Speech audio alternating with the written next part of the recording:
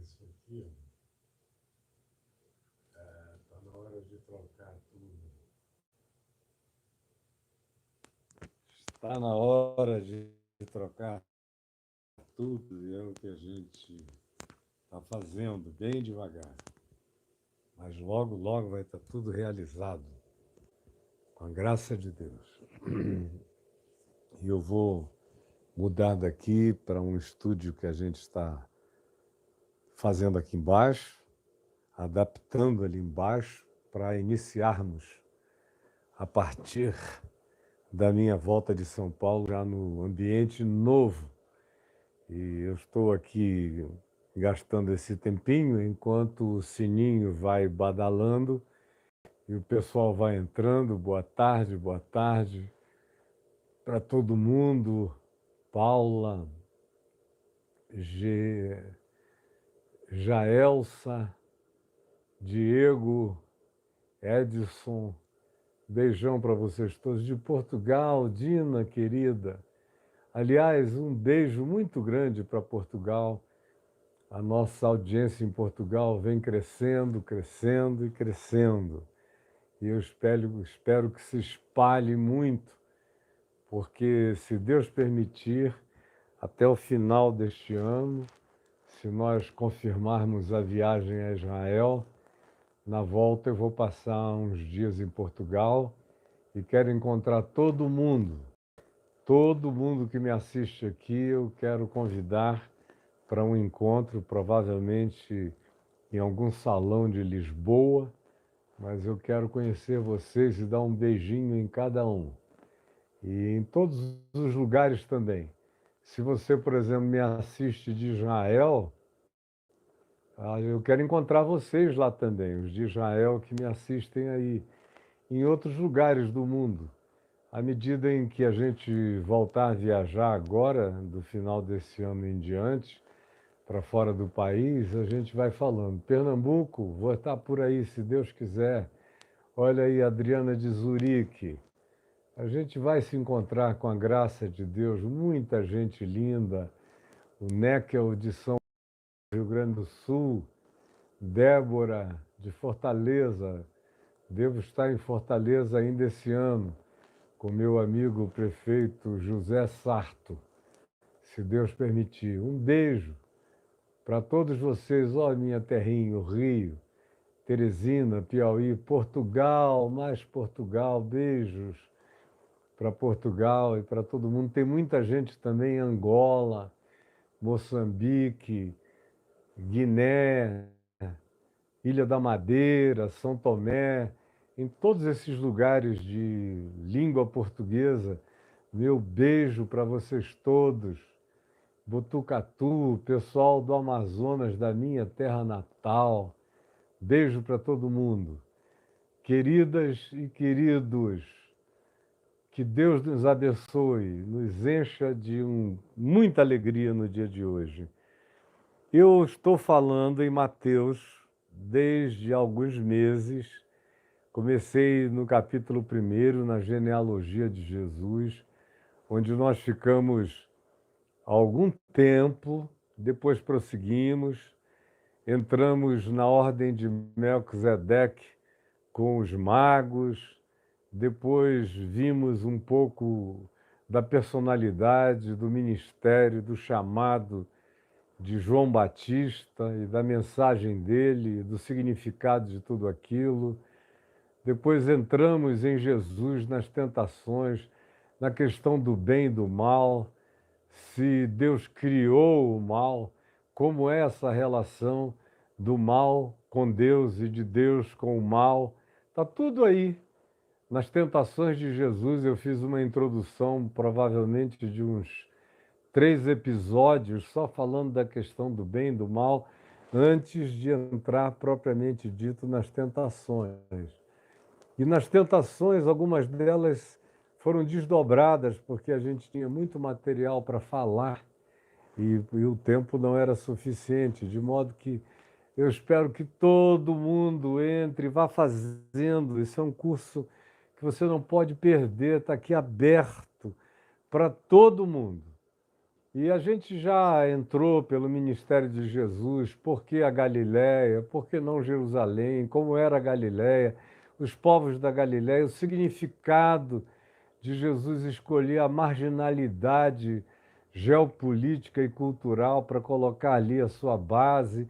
Tudo isso que a gente já falou com muitos desdobramentos, e eu gostaria tanto que ninguém entrasse assim, caísse de paraquedas e não levasse em consideração o passado, porque sem o passado ninguém compreende bem o presente, muito menos o futuro.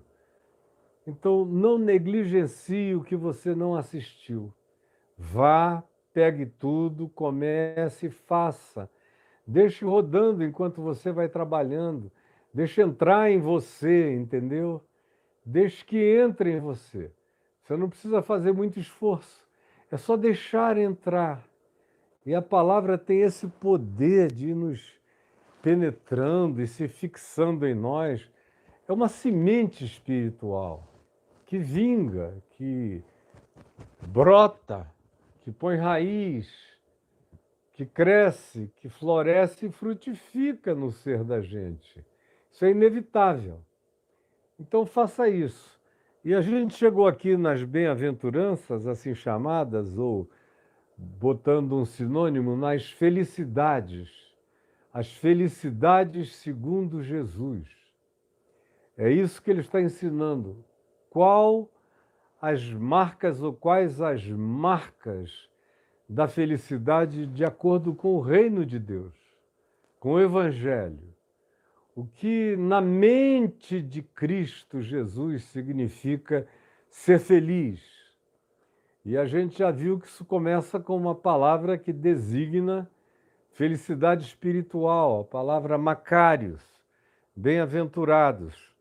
E a gente já andou por aqui, eu já falei sobre os humildes, expliquei esse significado, por que que deles é o reino dos céus.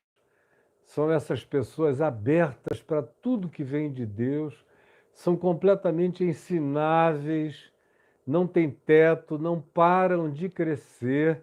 Portanto, delas são todas as dimensões do reino de Deus, do reino dos céus, das camadas e camadas de dimensões, percepções, de moradas de compreensão que nos estão disponibilizadas a todos nós. Enquanto o pessoal ainda está chegando, e está chegando rápido, graças a Deus, e vai chegar logo, eu só quero pedir que você vá entrando e colocando o seu dedinho aí no like, deixando logo a sua digital. E se você já chegou por aqui, mas ainda não se inscreveu no canal, é uma dedada. Aperte aí, clique no sininho para você ser chamado sempre e todos os dias. Bom, isto dito, vamos em frente, vamos adiante. Eu só vou molhar aqui a garganta um pouquinho.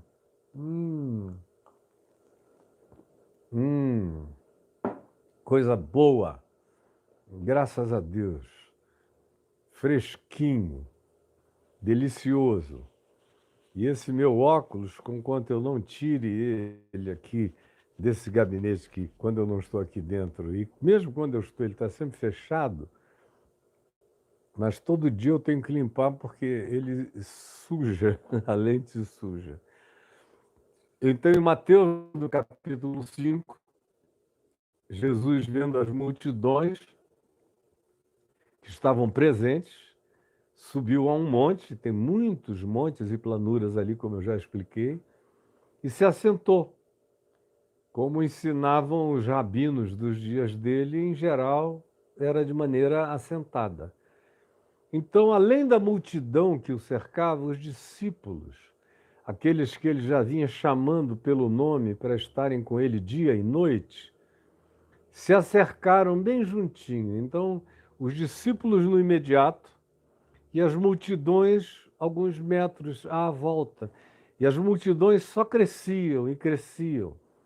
E ele, diante desse público, passou a ensinar a todo mundo, aos discípulos que estavam bem perto e às multidões. E era uma planura de descida, de modo que, inevitavelmente, Isso aqui não foi um episódio de 10 minutos, porque se eu lesse o Sermão do Monte inteiro, como eu disse ontem, isso varia entre 8 e 10 minutos de leitura escorreita. Mas não, a gente vê esses mesmos princípios espalhados nos evangelhos sinóticos de Marcos e de Lucas, em lugares diferentes, em contextos diferentes, em situações diferentes, mostrando que, de vez em quando, em lugares de geografias e circunstâncias distintas, Jesus ensinou esses mesmos princípios para diversos grupos. E aqui, Mateus faz esse ajuntamento na sequência de provavelmente um acampamento mais significativo que houve ali na Galileia, durou 3, 4 dias. E foi uma sequência de ensinos, onde Jesus andou no meio da multidão, aplicou o que ele estava dizendo, ouviu perguntas, respondeu e fez os aplicativos pertinentes. E aí nós já vimos os humildes de espírito e o que para Jesus isso significa. Já vimos no dia de ontem os bem-aventurados, os felizes, os macários, solidários, que são os que choram, os que se importam, os que têm coração para a dor do outro, do próximo, a partir dos mais próximos ao próximo mais distante, porque eles serão consolados. Não só os que recebem o seu aconchego, o seu amor são consolados, mas você que manifesta essa atitude é sobressalentemente e excelentemente consolado, com uma consolação inexplicável. Você se solidariza, você se importa, você se envolve, você se dá, você se entrega, você ajuda, você desvia o seu caminho para andar uma milha além ou duas, para colocar alguém num lugar seguro e depois prosseguir a sua jornada. Mas com quanto isso tenha demandado e tenha exigido de você tempo, energia, força, investimento, recurso, quem vai adiante, tomado por uma inexplicável consolação, por uma felicidade que não gargalha, mas que carrega um gozo estranho, divino no coração, é você. É você e são todos aqueles que assim agem. Tem gente aqui que já faz 50 anos isso todo dia. É muito difícil um dia em que não chore por alguém, ou não sinta dor por alguém ou por alguns. Muito difícil, é quase impossível. Os meus dias são regados a lágrimas de outros. As pessoas quase nunca me procuram para querer compartilhar alguma coisa maravilhosa e fazer parte de alguma coisa linda. Tem alguns, mas a maioria, obviamente, procura uma pessoa como eu quando está doendo, quando o sofrimento é grande, quando o luto é absurdo, quando a angústia é inominável. Aí, como eu já passei por tantos perrengues e todo mundo sabe, estou aqui, nunca me auto-vitimei, nunca parei, nunca tirei férias, continuei estendendo a mão, mesmo com a minha toda esfolada, eu nunca encolhi do meu próximo, nem escondi o meu rosto do meu semelhante, e as pessoas sabem disso, procuram, confiam. Então, todo dia eu sou regado com lágrimas. O estranho é que quanto mais regado pelas lágrimas do meu próximo, da sua dor, da sua aflição, da sua impotência, da sua enfermidade, da sua doença, da sua angústia, do seu tormento, e mais eu tento ajudar e estendo a mão e me esforço e intercedo e converso e imploro e insto e advirto e continuo e vejo os resultados começando a aparecer. Quem vai seguindo a viagem num estado de alegria sem gargalhamento e de gozo, sem euforias aplausivas, mas de pacificação plena, de uma estranha satisfação de felicidade espiritual, sou eu. Por isso você não me vê com queixas, nem gemendo, nem reclamando, vocês nunca me viram, nem me verão, com a graça de Deus. Porque quanto mais eu me dou, mais volta para mim. É um manancial de águas vivas. Você abre a boca e você derrama graça, você derrama lágrimas, você derrama torrentes de emoção solidária, amiga, fraterna, no Espírito de Jesus, seu Evangelho. E no fim, quanto mais você se derrama, quanto mais você se deixa vazar, mais você se enche, mais você se planifica, mais você se esperança, mais você se engravida do reino de Deus, da presença de Cristo, crescendo, mais você desenvolve a estatura do varão perfeito, a estatura de Cristo, a mente de Cristo, mais você desenvolve o Espírito de Jesus, desenvolve a sua maturidade segundo a vocação de ser chamado e de se tornar conforme Jesus. A imagem e semelhança dele vai crescendo em você todo dia. Essa é a felicidade de carregar o coração com humus, com umidade, com humildade, com absorção, com ensinabilidade, e vai penetrando em camadas e camadas e camadas do reino dos céus. Quanto mais você experimenta a felicidade da solidariedade, do choro, mais você vai sendo consolado. O mundo não melhora em volta, mas você melhora todo mundo que você toca. E enquanto você vai melhorando todos os que você toca, todos os que você toca com a mão, todos os que você toca com o olhar, todos os que você toca com a palavra, todos os que você toca com gestos, quanto mais você toca e é tocado na mesma medida, mais caminhantemente consolado você segue na jornada. Aí vem a terceira manifestação, a terceira característica, a terceira marca de caráter, de felicidade, segundo Jesus, de prosperidade, segundo Jesus. Se alguém quer saber o que Jesus pensa de prosperidade, está aqui. Prósperos, bem-aventurados, felizes, ou macários, que significa espiritualmente felizes, são também os mansos, que é uma palavra muito mal compreendida, muito mal compreendida.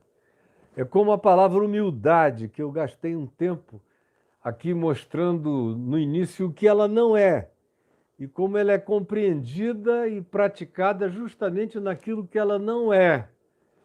São apenas aquelas aparências de uma atitude brejeira, tímida, retraída, rouca, encurvada, encorcundada, que nunca está ereta, não tem postura, não tem atitude, não tem a coragem de se posicionar. Isso não tem nada a ver com humildade. Eu já expliquei, quem quiser saber, vá lá e veja. Foram 2 ou 3 aulas sobre humildade, 2 com certeza. Mas eu expliquei no início logo o que não é. E mansidão é a mesma coisa, é preciso dizer o que mansidão não é. Tem gente que pensa que ser manso é aquele cara que se encolhe diante de tudo e de todos. É o que nunca levanta a voz. É o indivíduo que não tem nada a dizer porque ele não quer problemas com ninguém. Esse aí não é o manso. Esse aí frequentemente é o covarde. Esse aí é simplesmente um preguiçoso relacional, ou é alguém que se omite, é um omisso, quanto mais, é um omisso inveterado, ou é uma pessoa que resolve fazer uma média ponderada na tentativa de agradar a todos. É como dizia o já falecido ex-governador Leonel Brizola, me falou uma vez que ele não confiava numa determinada pessoa e preferia uma outra, que era um pouco mais agressiva. E eu falei, por quê? E ele disse, é porque esse, que é mais agressivo, tem alça. A gente sabe quem ele é e onde a gente pega. O outro não, é liso, liso, liso. Dá a impressão sempre que está tudo bem, mas eu já vi que nem sempre está. E tem muita gente que adota essa postura. E nas igrejas, o manso, que antigamente era alguém venerado, hoje em dia é difícil você encontrar o manso verdadeiro na igreja. Você ainda encontra, nessa era da histrionidade, onde todo mundo grita, pula, roda, esbraveja, dança, vira peão, se joga no chão, tem ataque histérico, agride, prega mandando todo mundo ir a... Bem-vindo ao clube, seu filho da... Pregadores estão aí enchendo os templos de palavrão, de torpeza e de baixarias, como você não vê em nenhum programa de TV aberta, nem de madrugada. Você encontra nos púlpitos de muitas igrejas, especialmente essas pastoreadas por pastores mais jovens, chegam lá cobertos de tatuagem e com todo tipo de bracelete, braçadeira, e isso e aquilo, com postura de malandro, andando para lá e para cá, palavrões para todo lado. É isso que vai crescendo. Mas nos lugares onde existem alguns supostos mansos, ainda assim, a mansidão é praticada de maneira equivocada, hipócrita, externa, não tem nada a ver com o significado real de mansidão, que é um mandamento para todos nós, para quem quer ser feliz. Eu quero ser feliz. Eu sou feliz. Eu não deixarei de ser feliz nem um dia da minha vida, como eu não deixei, nem nos piores dias da minha vida. Eu já tive dias assombrosos, horrorosos, que com palavras não dá para descrever. Muitos dias. Como diz o livro de Eclesiastes, quando manda a gente se alegrar em todos os dias de luz, porque os dias de trevas serão muitos, infalivelmente. E a gente precisa atravessar esses dias escuros com toda a alegria ultra circunstancial que a gente só adquire na experiência com o Espírito de Cristo vivendo em nós. E, sobretudo, por causa da prática do Evangelho, da prática. Quando você vai praticando, você vai ganhando musculatura espiritual. Quando você vai aprendendo o que é ser humilde de espírito e vai praticando, isso vai se transformando numa musculatura no espírito. na mente, isso vira sinal neural, isso muda seus sentimentos, suas atitudes, muda seu comportamento, porque, antes de tudo, muda seu caráter. E mudam-se os paradigmas mentais. A mesma coisa é com a solidariedade.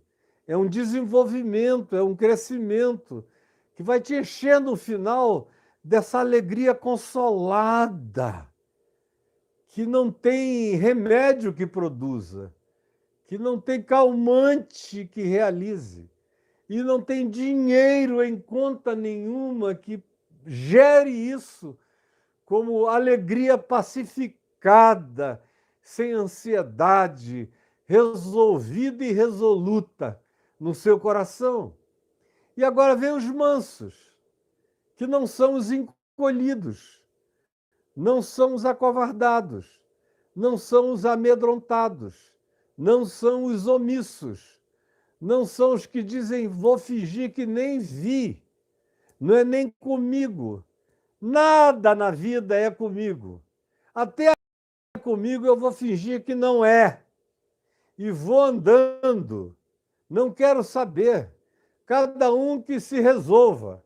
Cada um que resolva seus próprios problemas. Pode ser minha mulher, pode ser meu marido, pode ser meu filho, pode ser meu pai, minha mãe, pode ser meu sobrinho.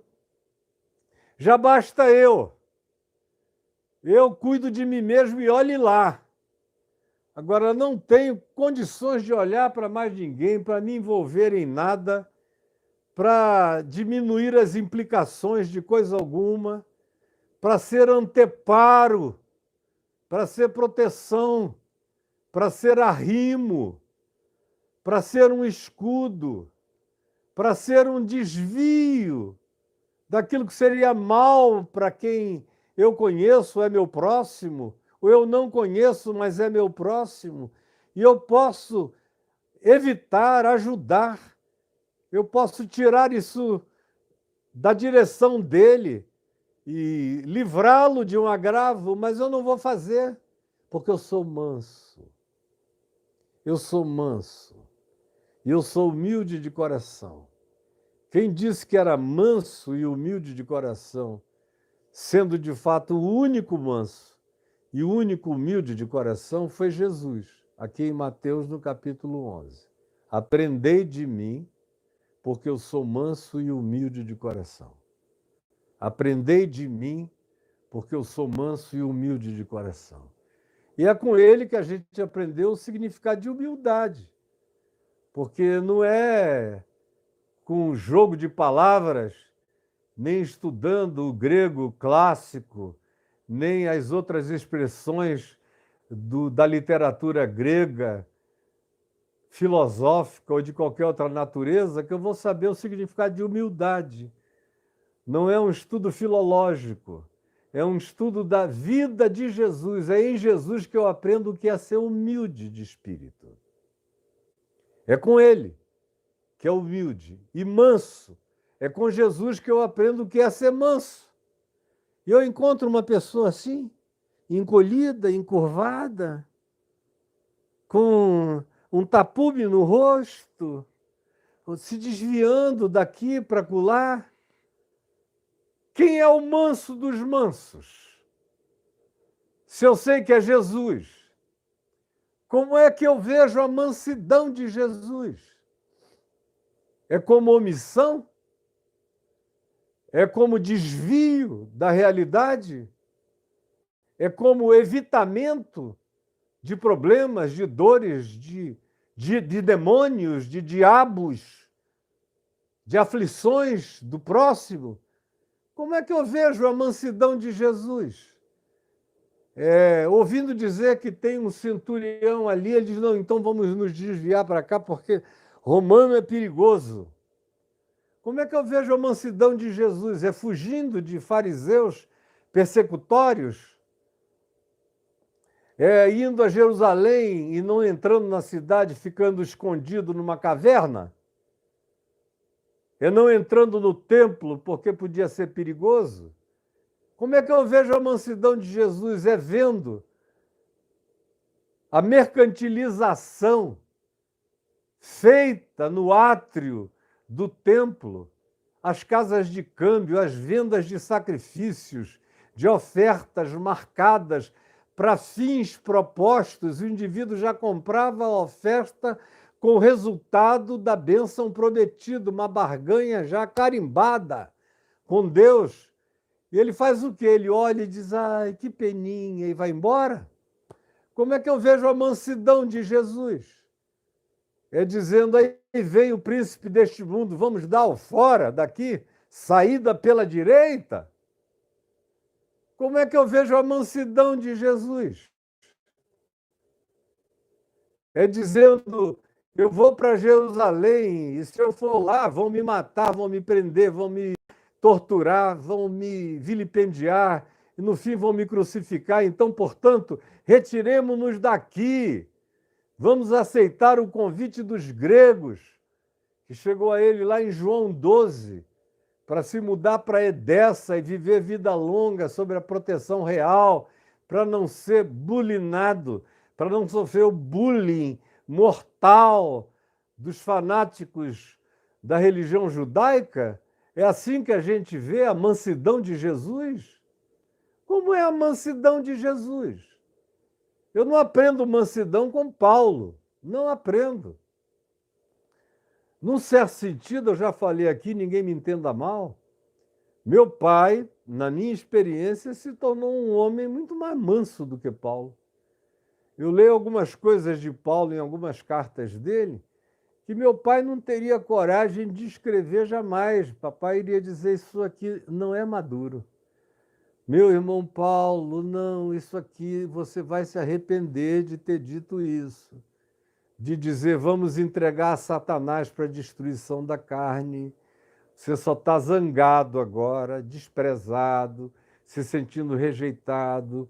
Ore alguns dias em cima disso que você vai mudar de sentimento.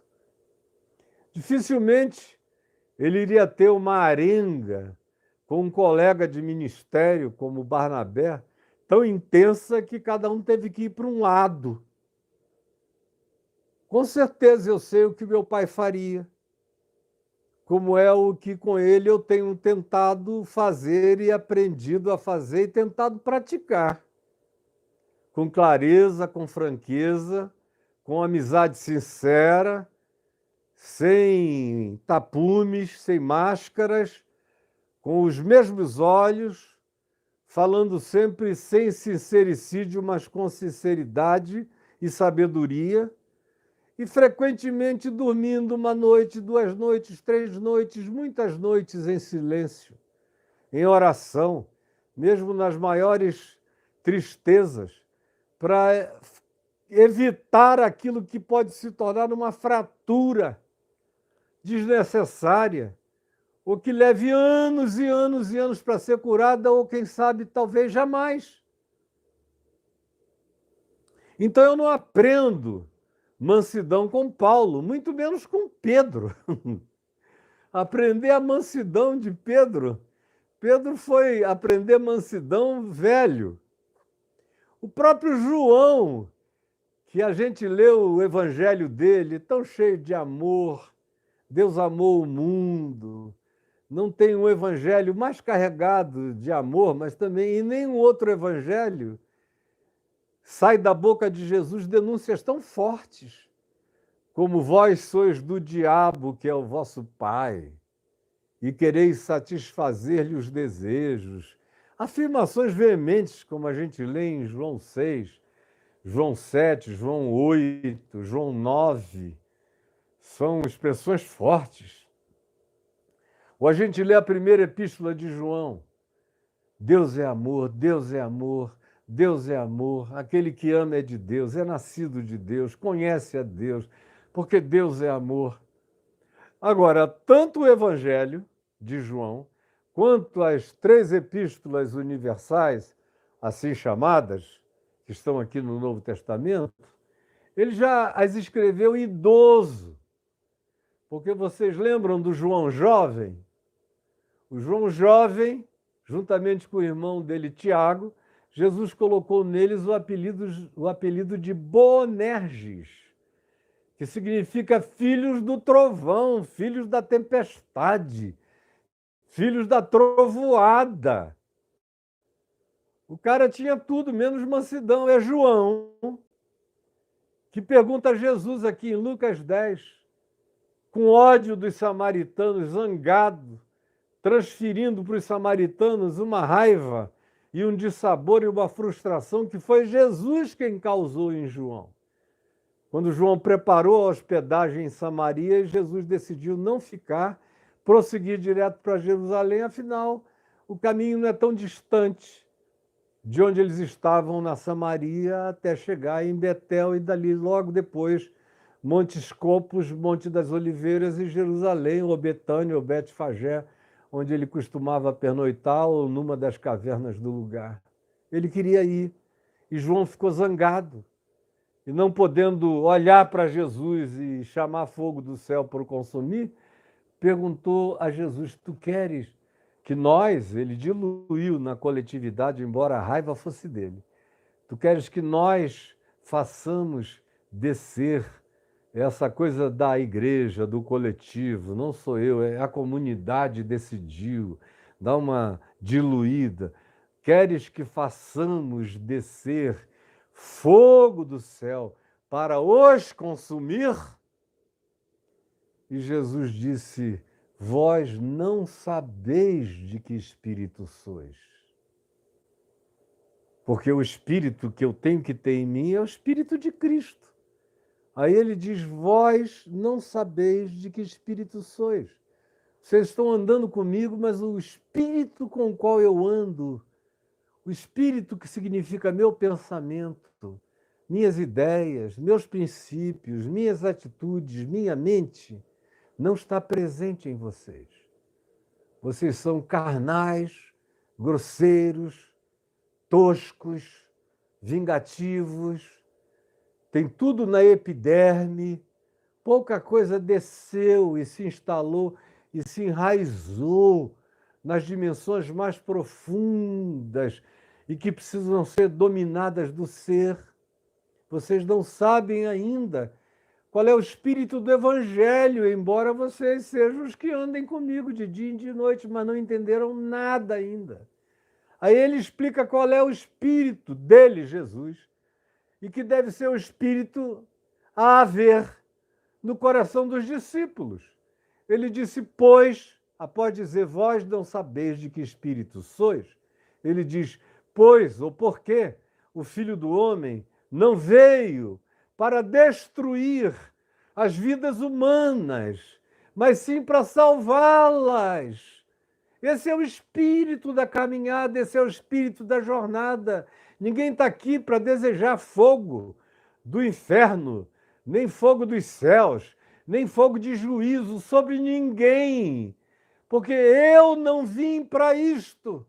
Eu vim para salvar, eu vim para estender a mão, eu vim para passar por cima, eu vim para fazer propiciação, eu vim para fazer cobertura, eu vim para cobrir com graça, eu vim para cobrir a todos, não só vocês, mas o mundo inteiro. E vocês não entenderam ainda. Pois bem, quem está dizendo isso é aquele que disse: aprendei de mim, pois eu sou manso. Eu sou manso. Eu sou manso enfrentando o diabo. Eu sou manso expulsando os cambistas do templo. Eu sou manso encarando a horda de fariseus hipócritas e chamando-os de filhos do inferno, fabricantes de filhos do inferno, gente que parece que não quer se perder sozinha e vive fazendo catequeses do ódio sobre a alma das outras pessoas, para que elas se tornem piores do que eles mesmos.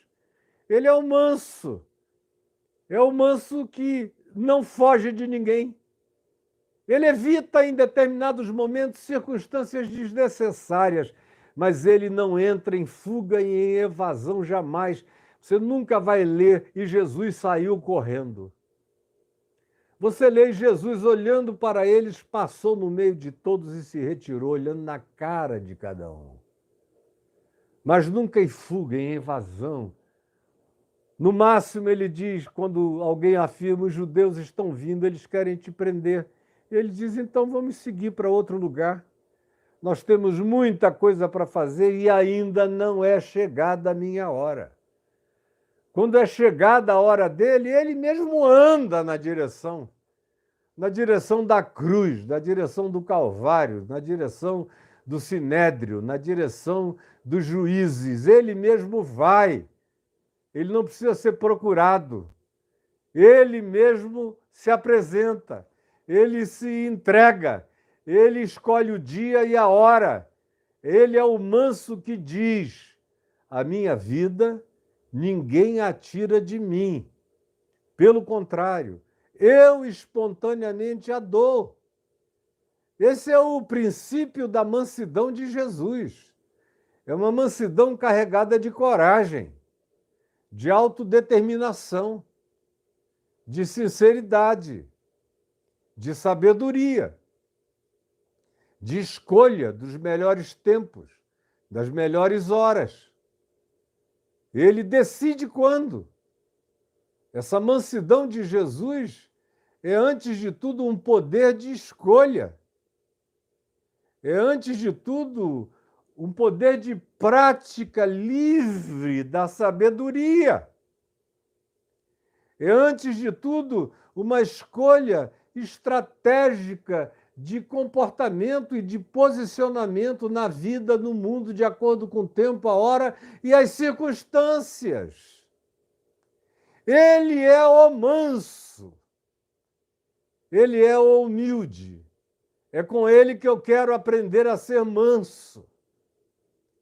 É com ele que eu quero desenvolver esse caráter, que eu quero ter essa força autocontrolada. E aí a expressão grega usada aqui para descrever mansidão é útil. Quando ela define que o manso aqui não é aquele ser que nasceu com incapacidade de agressividade. Não. Ao contrário, é aquele indivíduo que foi educado na mansidão, que foi educado a se amansar, que foi adestrado pelo Espírito do Evangelho, que foi amestrado pela mente de Cristo, que foi criado e forjado pelo Espírito Santo, pelo fruto do Espírito, que começa com amor e o resto é tudo que decorre do amor e termina com mansidão, com domínio próprio. Mansidão é autocontrole, não é a incapacidade de ser agressivo. Graças a Deus eu não perdi a minha capacidade de ser agressivo. Se eu quiser, eu grito e boto para correr. Sem medo nenhum de nada nem de ninguém. E eu não estou de bravata. Minha mulher assiste esse programa, meus filhos, meus netos, meus amigos. Todo mundo podia dizer o Caio é um bravateiro. Mas não é, não dirão, porque eles sabem quem eu sou. Eles já me viram na vida. E sabem que eu sou manso. Sabem que eu engulo muitas coisas, porque são necessárias quando é necessário. Não coisas indignas, não coisas aviltantes, não aquelas coisas que desconstroem a vida, o caráter, o respeito próprio. Não. Mas aquelas coisas que não edificam, que não vão erigir nada, que não vão construir nem melhorar coisa alguma, aonde o exercício delas é só destrutivo, é só um escavamento de fossos, é só destruição de pontes, é só mutismo dialogal. A mansidão é exercida pelo autocontrole que decorre da sabedoria do Evangelho em mim. É saber dizer, não é chegada a hora. Como também é saber dizer, é chegada a hora.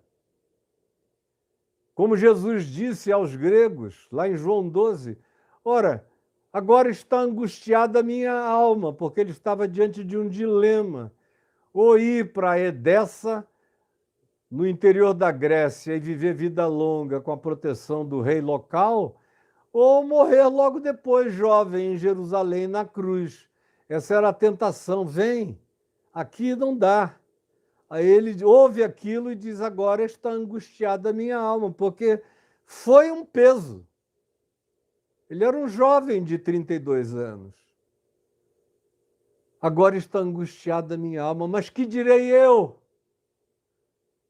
Senão, Pai, glorifica o teu nome, pois foi precisamente para este dia e para esta hora que eu vim. Era o exercício do autocontrole contra a oferta da sobrevivência. Você veja onde esse nível de autocontrole chega. Chega ao ponto de dizer não para a sobrevivência ofertada com tranquilidade e escolher o caminho doído, mas que todavia é o que cumpre o significado da sua existência, realidade, vocação e chamado.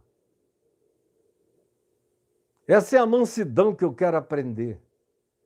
Essa é a mansidão que faz a gente ser feliz. É a mansidão dos verdadeiramente controlados pelo Espírito, amestrados pelo Espírito, adestrados na destra de Deus o Pai, no amor do Pai, adestrados pela prática do Evangelho, adestrados pelos princípios de Jesus, que são os que me ensinam a mansidão. Em vez de sair, arrebentar o queixo do idiota, quebrar o braço dele, se o teu inimigo tiver fome, todavia, dá-lhe de comer. Se tiver sede, dá-lhe de beber. Porque fazendo assim, tu vais tocá-lo no único nível em no qual ele pode mudar. Tu vais acender brasas vivas na consciência dele. É a única chance que ele tem, não é a trocação. É a tua capacidade de resiliência paciente, corajosa, que olha sem medo nos olhos e decide, por escolha própria, sem nenhum acovardamento, o caminho melhor para você. E eis que eu passo a mostrar-vos um caminho sobremodo excelente. E só aprende a caminhar nesse caminho sobremodo excelente quem ama e quem ama, discernindo e praticando o espírito da mansidão, do autocontrole. Porque, como diz o livro de Provérbios, não adianta você ter poder para controlar uma cidade inteira se você não controla seu próprio espírito, sua própria mente, não controla a sua língua, não controla as suas palavras. Se você não é capaz de dizer não, se eu disser uma palavra a mais, vai ter uma confusão danada aqui. E eu posso evitar essa confusão. Eu posso fazer essa guerra relacional não acontecer. O outro está todo armado, querendo briga. Mas esse não é o bom combate. E eu só estou nesse mundo para combater o bom combate. O que não é bom combate, eu não quero para mim. O que não é bom combate é proposta de guerra emulada por Satanás, ou pela carne, ou pela vaidade, ou pela arrogância, ou pelo machismo, ou pelo feminismo, ou por qualquer exacerbação de qualquer que seja a natureza que crie um desequilíbrio psíquico no indivíduo, que tem que ressaltar um Everest na vida dele, porque ele não consegue andar nas modulações das planuras mais equilibradas na existência. Tem que subir lugares íngremes, escarpados, perigosos o tempo todo. Parece que alguém que bota a vida em perigo para ver até onde aguenta, até onde vai. Não. Ser manso é saber escolher o caminho da paz, o caminho da vida, o caminho da reconciliação. É desprezar a chance da vingança. Se o teu inimigo te ofende, Jesus diz: ama o teu inimigo. Ora por aquele que te persegue. Esse é aquele que disse: aprendei de mim, porque eu sou manso. Ele é aquele que disse: não julgueis, para que não sejais julgados. Por outro lado, ele é também aquele que, com toda a mansidão, diz: não lancem as preciosidades de vocês, as pérolas de vocês, aos porcos. Porque porco não aprecia pérola, ele quer babugem. Eles vão pisar nas pérolas de vocês e raivosamente vão querer comer as carnes de vocês. Ele está falando daqueles porcos selvagens. Não deem aos cães o que é santo, porque eles não estão querendo, eles estão querendo virar uma lata. E nos dias de Jesus, ninguém tinha cão como pet. Isso nem existia. Isso é uma coisa recentíssima. Isso é quase que uma invenção europeia, e sobretudo francesa e inglesa. Porque durante milênios e milênios, os animais eram os animais, os domésticos viviam em volta da casa, mas foi da França, de Luís XV, Luís XIV para cá, é que os pets ganharam o status crescente que hoje eles têm em todo o ocidente da Terra. No Oriente, não. Mas no Ocidente, sim. Então, não se trata de que, naquele tempo, nos dias de Jesus, o pet comia ração.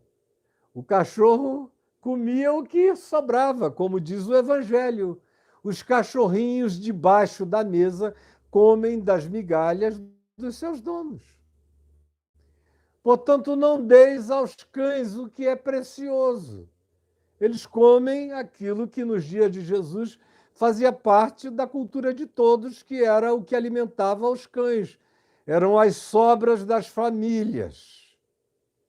Quando o cão era domesticamente urbano, quando ele era selvagem, ele caçava.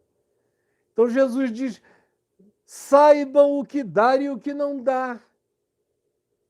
Isso não é nenhum espírito de julgamento, isso é sabedoria, isto é discernimento, isso é o acautelamento do espírito, da alma, da mente.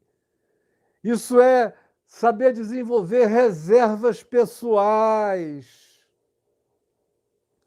É não se deixar julgar pela opinião de terceiros.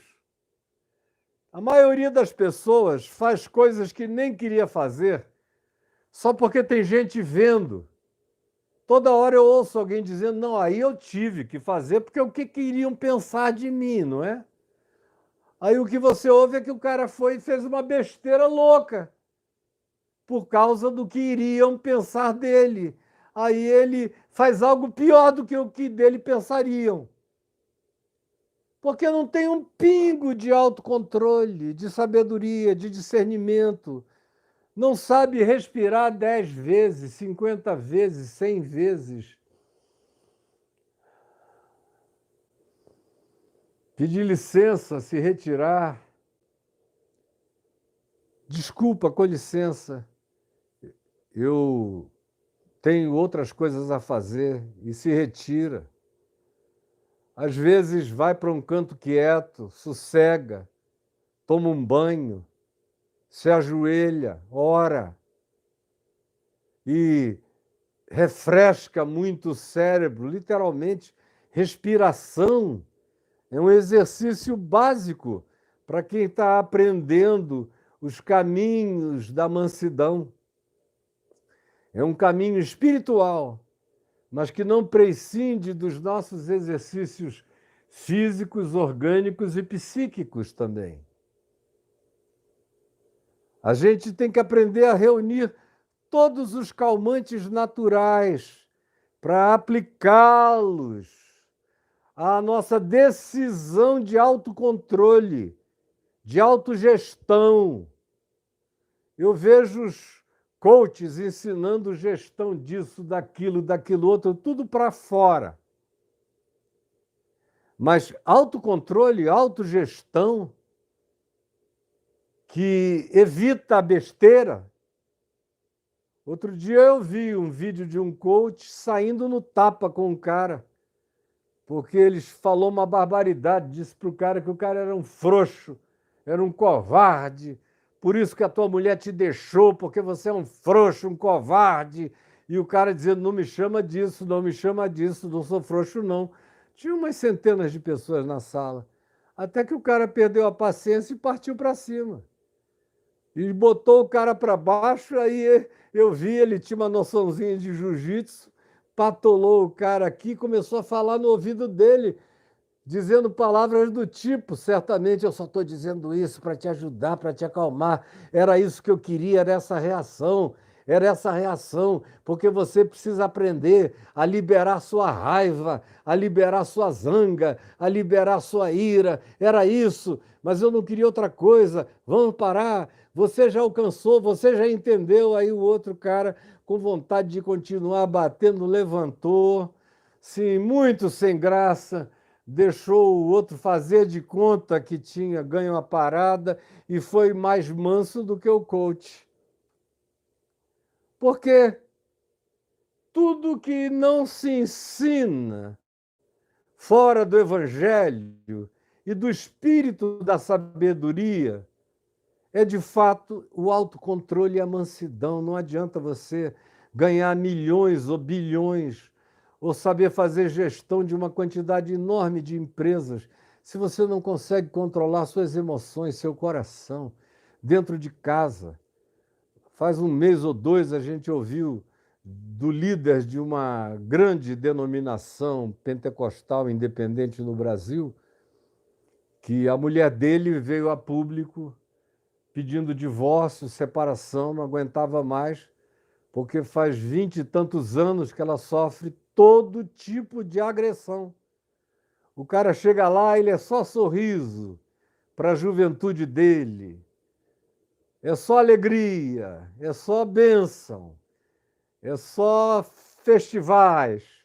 Mas chega em casa, era só palavrão, sua porca, sua burra, você não sabe de nada, sai daqui, você é vexaminosa, horrorosa, quase que enfiava a mão, erguia o braço, zangado, com ódio, olhos chamejantes, mas lá atrás daquele púlpito, só delícias.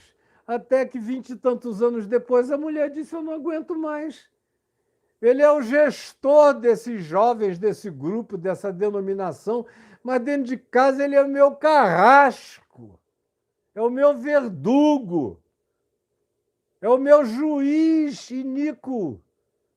E depois a própria mãe dela, sogra do cara, gravou um vídeo e veio confirmar aquilo tudo. Aí ele pediu para se afastar, disse que precisava se tratar. 20 e tantos anos depois, ele descobre que precisa se tratar. Quando Paulo diz a Timóteo, na primeira epístola, no capítulo 3, que uma das qualificações do bispo, do pastor, do líder, é que ele seja manso e saiba governar sua casa com mansidão, com brandura, com sabedoria, com admoestação na palavra e com bom senso. Do contrário, fecha a conta, vai se tratar, vai fazer qualquer outra coisa, mas você não tem que estar lá nem aí. E nem aí, se você é um desses que estão me ouvindo agora. sem nenhum espírito de mansidão. Aí vem Jesus e diz: felizes são os que se autocontrolam, são os que se deixam adestrar, amestrar, ensinar, para aprender. Você veja, a mansidão tem que ser humilde de coração. Essas coisas todas vão se encadeando. O humilde de coração é o ensinável. Ninguém aprende mansidão se não for ensinável. Se não tiver a capacidade de ensinabilidade presente no coração, de absorção ensinável. E uma vez que essa humildade, essa capacidade de aprendizagem constante e crescente do Evangelho toma conta de você, você se torna um ser humano mais humano, você se solidariza, você se importa com os outros. Você se coloca no lugar do outro. Se você se coloca no lugar do outro, você já deu um passo também para aprender esse lugar de mansidão. Porque muitas vezes a mansidão tem que ser exercida justamente com você se colocando no lugar do outro. O outro está me dizendo barbaridades. Que se eu for tomar no orgulho, na base da raiva, da zanga, da demonstração de força, da musculatura psicológica ou orgânica, ou de qualquer natureza que você queira, eu vou partir para a agressão. Mas se eu já vier dessa jornada onde eu estou aprendendo o caminho da ensinabilidade, da humildade, o caminho da solidariedade, quando eu encontro o estúpido, eu não olho e não ouço só a estupidez imediata, a fala estúpida imediata. A gente vai aprendendo a dizer: meu Deus, quem é esse cara? Aí, se você não o conhece, você presta atenção um pouco. Ou, no máximo, você diz: por que você está me dizendo isso? E ouve. Ouve.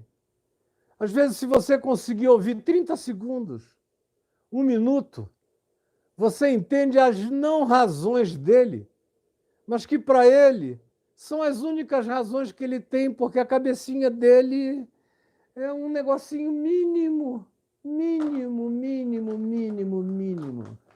É um fragmento, é um cérebrozinho de nada, é um coitadinho. E aí você olha e diz: meu Deus, o que eu vou fazer? Ficar aqui nessa trocação é covardia. Aí você se coloca no lugar. Frequentemente, cada vez mais, quando os anos foram passando. No passado, quando eu me converti, eu tomei uma decisão. Podem fazer o que quiserem contra mim, que eu não vou responder. E eu vivi quase 30 anos assim. Aí, depois de 98, 99, eu fiquei tomado de um sentimento de muita raiva por tanta injustiça perversa vindo sobre mim aos milhares, aos milhões. Mas ainda assim eu tentei me controlando.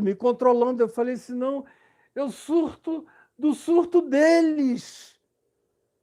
E eu não estou aqui para ficar doente da doença deles. Me ajuda, Senhor. E aí foi quando eu conheci a minha mulher. Ela me ajudou muito também. Não entra porque estão querendo isso de você. Não dá isso para eles. Eu fui recebendo aquilo que eu sabia em mim mesmo, que eu aprendi no Evangelho, eu aprendi com os meus pais, na prática do Evangelho, especialmente na vida do meu pai, que foi o homem mais manso que pessoalmente eu já conheci, e era forte na mansidão dele. E agora eu estava desaprendendo pela raiva. E aí chega a minha mulher e diz: é isso que eles estão querendo de ti, não dá isso para eles, não dá. Você nunca deu, você é outra pessoa. Não deixe que eles tirem você do curso do seu caminho. E no primeiro ano, no segundo ano, quantas vezes ela repetiu isso a mim? Eu ouvi, às vezes, barbaridades. Fui uma vez agredido por um cara na Praça da Paz, lá em Ipanema, quando o meu reflexo de jiu-jitsu já foi pegando o cara e virei logo ele. Assim que ele foi se ajoelhando, aí eu fui caindo em mim, ela, meu amor, não, não, não dá isso a ele, não, não, não, meu amor. E aí eu vi que era um homem grandão, mas eu quebrava ele não sei quanto se eu quisesse. E eu larguei e falei, você não é profeta, então agora vamos conversar. Nós dois, eu fiquei com vergonha até da humilhação que ele já tinha sofrido na presença de tanta gente, o levei adiante e o aconselhei à distância, lá longe de todo mundo. Mas por pouco eu não dei uma surra nele, que era maior do que eu, 1,5 palmo e bem mais jovem. Porque é isso que sai da gente se a gente não se deixar educar no caminho da ensinabilidade, da humildade, que aprende de novo, de novo, de novo, recorrentemente, que nunca se sente formado. É isso que a gente aprende com a solidariedade. Quando eu me afastei com ele, que eu comecei a ouvir quem ele era, e eu vi a ignorância dele, o português todo truncado, todo errado, a mente toda embrutecida, o coração todo condicionado, fanatizado. E aí eu vi de onde ele vinha. Era um cara que se agarrou ao fanatismo para não voltar para a marginalidade. Como eu já conheci milhares que se tornam fanáticos, porque se eles não se agarrarem ao fanatismo, eles não têm mais segurança. Então, eles pensam que ou é ser fanático ou é voltar para a marginalidade. Então, como não querem voltar para a marginalidade, agarram-se à agressividade do fanatismo e saem ofendendo pessoas. Aí, quando você olha melhor para elas, você tem compaixão. Você chora com a incapacidade delas de serem sensíveis, de serem humanas, de serem sutis, de serem sensatas. Mas isso é um caminho, é uma progressão, é um amestramento. Você vai virando um ser doméstico na casa de Deus, nas moradas de Deus. Você vai virando da família de Deus. Você vai se tornando um filho parecido com seu pai. Você vai aprendendo a dizer como Jesus, tudo aquilo que eu vejo meu pai fazer, isso mesmo eu faço.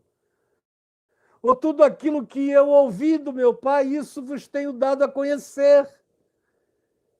É só quando essa transfusão de ser, de espírito, de mente, de caráter, vai ganhando fluidez, é que a mansidão, o autocontrole, a mente de Cristo, as emoções, os sentimentos de Jesus vão tomando corpo em você. E você vai se tornando mestre da sua carne. Você vai dando ordens à sua alma. Você diz o que está vendo contigo, minha alma. Você começa a encarnar o Salmo 42. Por que tu estás aflita? Por que tu estás com raiva, minha alma? Por que tu estás com vontade de quebrar a cara desse desgraçado? Para com isso. O desgraçado serás tu. Tu não estás vendo que qualquer coisa que tu faças vai te tornar pior do que aquele que te provoca? E é algo que você vai ter que aprender recorrentemente, diariamente, todos os dias da sua vida. Nunca se chega ao ponto de se poder dizer: isso aí ficou há muito tempo para trás na minha vida. Não. Nunca ficou nem ficará. Você tem que praticar, praticar, renovar a prática e se regozijar na herança dessa prática. Porque essa prática tem um galardão, tem uma herança. A herança está dita aqui por Jesus, qual é? Bem-aventurados os autocontrolados, os que têm domínio próprio, os que colocaram a sua agressividade sob as rédeas da mente de Cristo, do Espírito de Cristo, do ensino do Evangelho, da prática do Evangelho, dos exercícios de paciência do Evangelho. Feliz espiritualmente é esse, rico é esse, próspero é esse, bendito seja esse. Esse é o Macários, é o espiritualmente feliz.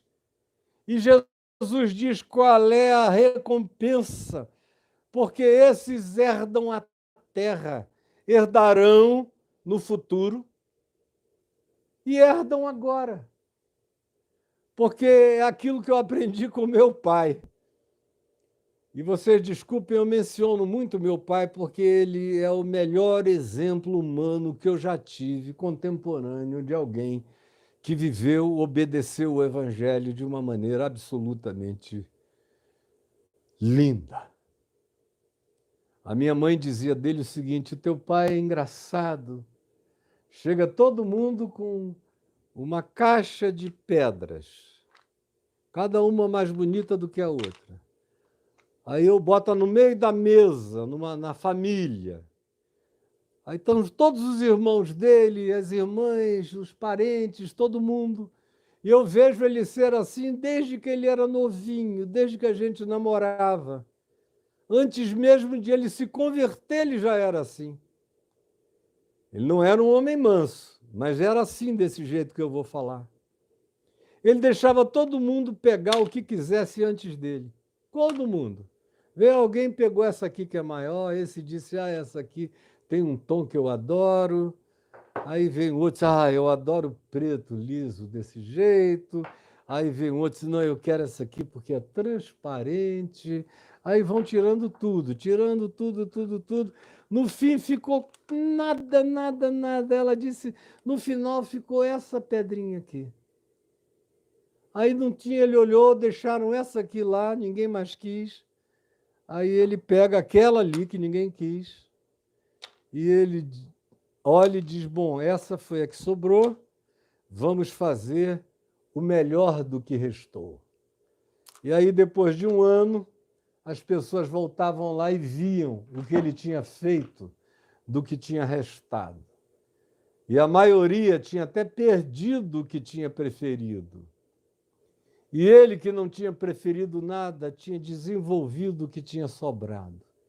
E o que tinha sobrado tinha se tornado numa coisa completamente linda, que todo mundo dizia, como é que você conseguiu fazer isso, Caio? Eu aprendi com ele, não quero esquecer nunca mais. Eu também nunca me meti na vida a querer ganhar nada. Eu não entro em concurso. Eu nunca ofereci meu nome para concorrer a uma candidatura a nada. Nada. Até quando eu fui eleito presidente da Associação Evangélica Brasileira, eu estava longe, fora do auditório, dando uma entrevista, quando eu soube que eu tinha sido unanimemente aclamado, sem votação, por toda a Assembleia lá dentro, mas eu mesmo não botei meu nome, nem botaria. Nem tinha certeza se era isso que eu queria. Na realidade, nem era isso que eu queria. Eu acabei fazendo um sacrifício. Em qualquer outra situação, eu nunca saí, a não ser em relação ao sexo oposto, que eu sempre fui na direção de quem eu queria. Agora, não sendo assim, qualquer outra coisa na vida, eu sempre esperei. Tem gente que gostou mais daquele terreno. Vai lá e pega. Para mim, sobrou uma pirambeira. Daqui a 10 anos, volte. Os terrenos maravilhosos dos outros ficaram lá, flat, sem nada. A minha pirambeira ficou linda. Um jardim regado. Porque é isso que a gente aprende também com a mansidão. É saber que habita na mansidão um poder de herança. Há uma criatividade na mansidão que transforma tudo. Faz com que aquilo que ninguém quis na sua mão se transforme naquilo que todos vão dizer, uau! Porque o manso não despende tempo com guerras, com disputas, com inventários, com brigas. O manso abre mão. O manso sabe que o Pai nosso está conosco todo dia e que, portanto, o pão nosso nos será dado a cada dia. Ele herda a terra. O ambicioso vai querendo criar uma rede de padarias, vem a falir e perde tudo. E o manso continua de pão em pão, herdando a terra, prosseguindo a vida, continuando na sua constância, não se embaraçando nas brigas da perversidade, nas disputas, nas heranças. O meu nome é que tinha que estar na frente. Eu vi meu pai, por exemplo, jejuar dias e dias e dias e dias, meses, até Deus falar com ele que ele deveria voltar para Manaus, saindo do Rio de Janeiro, retornando para Manaus, construir uns barquinhos e ir pelos rios do Amazonas, pregando o evangelho e ajudando os doentes, fazendo assistência social àqueles que estavam em situação horrível. E ele largou todo o dinheiro que tinha, foi sem nada, dizendo: se tu estás me mandando, provê o milagre. E chegou lá e conseguiu fazer um barquinho pequeno que eu mesmo ajudei a calafetar, ajudei a fazer as obras mortas. Ele foi lá com ele e mais uma outra pessoa para a primeira viagem. Ele, aleijado da perna direita, tinha que subir aqueles barrancos no pranchão. E fez isso, foi. Depois eu me converti. Aí o ministério na igreja cresceu, explodiu, virou a maior igreja presbiteriana do Brasil. Foi crescendo, crescendo, crescendo. Depois eu saí em 81, fui para Niterói. E ele continuou pastoreando, dando sequência àqueles trabalhos todos, inclusive dos barcos. Eu ajudava de longe, com os meus amigos internacionais que começaram a ir visitar e a fazer doações para que barcos grandes fossem comprados, barcos já montados para serem hospitais que levassem dezenas de pessoas. E o aparato está lá, 4, 5 barcos maravilhosos. E não tem nenhum barco no nome dele. Uma vez eu cheguei lá, tinha um barco escrito enorme, o nome de um dos pastores, que é inclusive meu filho na fé, se converteu comigo e com meu pai, e que se tornou auxiliar. Tem lá um barco enorme, um hospital com o nome dele, mas do meu pai nenhum. Porque ele nunca iria dizer nada. Como sugeriram a essa pessoa, que quem sabe podiam botar o nome do barco nele, meu pai já estava aposentado, ele não teve aquela atitude de dizer: não, isso aqui tudo foi feito por ele, eu só estou dando continuidade. Ele plantou, eu estou regando, e o crescimento vem de Deus. Mas não, ao invés de aproveitar aquela oportunidade de honrar a quem deveria ser honrado, ele tomou a honra para si mesmo. Isso não promove herança. A herança do manso vem pela prática da mansidão. Não é por autopropaganda, por autodivulgação. Às vezes as pessoas enxergam, outras vezes elas têm tanta certeza que você é o pai daquilo, é o promotor daquilo, fez aquilo, que até por raiva, inveja ou disputa, eles querem te abafar, te anular, botar o nome de qualquer um menos o teu. Não tem problema. Você está trabalhando para Deus, você está servindo a Jesus, ao reino. Você aprendeu a ser humilde de espírito, ensinável. Você está aprendendo mais uma lição e crescendo nela, e quebrantando o seu coração, e desenvolvendo solidariedade, e compreendendo a limitação dos outros. Todo mundo é tão limitado. Mas para você chegar nesse lugar de mansidão, você tem que ter tido essas compreensões, esses pré-entendimentos, e tem que também entender a própria realidade pueril do outro. Porque se você entrar nessa comparação, quem vira pó é você. Quem perde a grandeza da mansidão é você. E eu não quero nem me referir a Moisés, porque no Velho Testamento se diz que Moisés pelo menos nos dias em que a Torá foi escrita, era o varão mais manso que havia sobre a face da terra. E vocês já viram como Moisés era manso, né? De vez em quando ele perdia as estribeiras, e a mansidão dele é porque provavelmente ele era um homem tão mais agressivo que aquilo que ele se tornou tenha sido já um ganho extraordinário, numa época em que matar era uma coisa que acontecia com alguma naturalidade, dependendo da justificativa. E vocês sabem que Moisés começou a vida pública, bíblica, com um homicídio. Ele matou um egípcio que estava espancando um hebreu. Então vocês vejam a mansidão de Moisés. Aí o resto, mesmo com o povo no deserto, diversas vezes o coração dele disse: quem tiver em si o zelo do Senhor, vingue Deus contra esses blasfemos. E você lê o Êxodo, lê Números, Deuteronômio, até o Levítico, e você vê ocorrências dessa natureza. Como também você vê a hora em que Deus diz: sai daí, Moisés, porque esse povo não presta. Sai da frente que eu vou destruir esse povo todo. E vou fazer de ti uma grande nação. E Moisés diz: não, não, Senhor. Se tu não levares esse povo, então apaga o meu nome do livro que tu escreveste. Talvez essa tenha sido a ação mais mansa, grandiosa e sublime de toda a existência de Moisés. Agora, isso aqui é brincadeira, perto daquele que disse: eu sou manso e humilde de coração. Daquele que, quando vieram e prenderam a Jesus,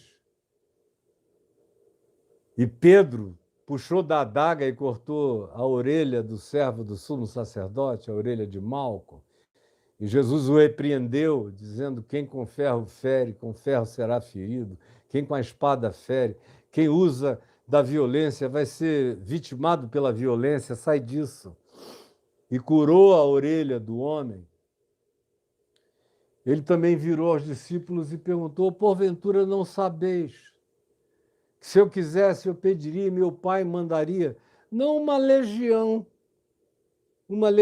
de romanos, mandaria 12 legiões de anjos, de seres extraterrestres, de outra dimensão, poderosíssimos, com aparatos que vocês não podem nem imaginar, acabaria com isso tudo. Mas não é esse o caso. A vitória do Cordeiro é se entregar na cruz.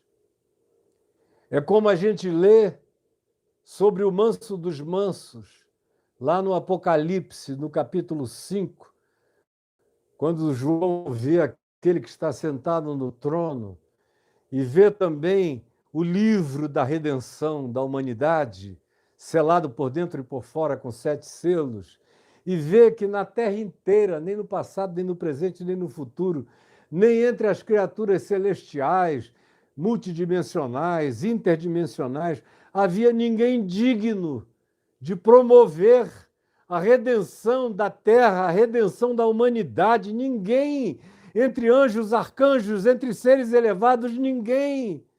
E João disse: meu Deus, quem é então que pode salvar esse planeta, essa humanidade? E João chorava muito, soluçava de angústia. Aí ele ouve uma voz que diz: pare de chorar. Pare de chorar, é uma ordem. Pare de chorar. E ele disse que se voltou para ver a voz daquele que falava com ele e viu de pé. Ele viu de pé. Antes disso, ele ouviu a voz que o consolava, dizendo: pare de chorar, porque a raiz de Davi, porque o leão de Judá venceu e o livro abrirá. Aí ele olha, esperando ver o leão de Judá, um leão cósmico. o monarca, o Messias, filho de Davi, entronizado com glória indizível. Mas quando ele se volta, que ele vê, ele enxerga o Cordeiro, como havia sido morto. É o manso, é o Cordeiro que herdará a terra. É só uma questão de tempo. O Cordeiro herdará a terra. Abrirá os livros, abrirá a redenção, levará tudo à sua consumação. Agora, não se equivoque. Você pode ter até vitórias rápidas nas suas bravatas, nos seus machismos, nas suas grosserias, na sua estupidez. Você pode até fazer como muita gente tem me dito: eu não levo mais nenhum desaforo para casa, eu parto para dentro e aqui. E vai ficar numa trocação. É olho por olho, dente por dente. É o mundo todo cego e banguela. E desdentado, porque não vai sobrar nada. É a trocação da morte, é a lógica da estupidez. A mansidão, segundo o Evangelho, quebra a lógica da estupidez. E traz essa herança que você começa a herdar já aqui. Começa a herdar já aqui. Eu, por exemplo, todo dia eu digo aqui para vocês que eu não tenho nada, mas não me falta coisa alguma. Como disse Paulo, nada tendo, mas possuindo tudo. Essa é a bênção do manso. Nada tendo, mas possuindo tudo. Não possuindo como posse, porém enriquecendo a muitos. Essa é a bênção do manso. É frequentemente afligido, porém consolando a tantos quantos passam no seu caminho. Essa é a herança dos mansos. E como Jesus disse, muitas vezes isso acontece com muitas perseguições. Mas ele disse: não tenham medo, porque vocês, quando forem desprezados até por pai, mãe, parentes, amigos e por todos, não vão perder nada. Vocês vão ganhar muitos pais, muitas mães, muitos irmãos, muitas fazendas, muitos bens, embora nada seja de vocês. Isso tudo ainda com perseguição. Mas mesmo não tendo nada, vocês vão usufruir de tudo, porque vocês amam e andam na ensinabilidade, na humildade do reino dos céus, na solidariedade que traz consolação bendita para o coração, e na mansidão, que é instrumento de força dos que combatem o bom combate e herdam aquilo que não se pode perder, aquilo que é a herança que ninguém toma de nós, é alcançada pela atitude de mansidão. Jesus, eu peço que essas palavras não ensaiadas, não premeditadas, só sopradas da minha alma, conforme em mim elas existem, nos meus pensamentos, nos meus sentimentos, nas minhas emoções e nas minhas atitudes e decisões, que essa palavra se torne vida para muitos, se torne ambição, se torne galardão, se torne prêmio a ser buscado, se torne graça a ser almejada, se torne fruto a que se deseje expressar como manifestação de bondade tua brotando de nós para outros, cujo benefício alcança a nós mesmos antes de tudo e antes de todos. Ajuda-nos a entender que isso aqui não nos arranca nada, não nos priva de nada. Ao contrário, é o que nos acrescenta tudo. É o que nos torna ricos de todas as coisas que importam. É o que eu te imploro. E que o Espírito Santo traga esse esclarecimento e essa vontade de viver assim e de ser assim. Em nome de Jesus. Amém e amém. Que Deus abençoe você. Ninguém saia sem botar o dedinho aí no like. E aqui embaixo, lê na descrição desse vídeo, tem um link. Se você apertar aí, caiofabio.net/links, tem sugestões, outras plataformas para você me seguir, eu estou em todas, modos de contribuir com este ministério e também com a minha vida, pessoalmente, porque eu como, bebo, vivo. Essa luz está acesa porque a gente paga as contas. Então, se você quiser ter o privilégio de fazer parte disso, clique aí na descrição desse vídeo, está tudo explicado. O Mateus está em sequência toda, como é que você participa dos cursos, dos Caio Fábio Exclusivo, o meu Pix pessoal, onde estão ajuntados os canais e links das minhas pregações, grandes, inteiras, são milhares e milhares, o blog do caiofabioexclusivo.com.br, onde você recebe textos e cursos e material que eu vou gravando só para os inscritos, e é de graça a inscrição. E aí tem a contribuição com a Vem VTV, que é isto que você está assistindo aqui, as outras programações vão começar a voltar. Ontem mesmo estávamos aqui reunidos, vendo já com novo equipamento, iniciando os primeiros ensaios. Nós vamos voltar com uma quantidade grande de coisas, vocês vão ver, é só esperar com paciência. Tem os meus e-books, e eu quero lembrar o encontro que nós vamos ter da Fraternidade do Evangelho, agora em São Paulo.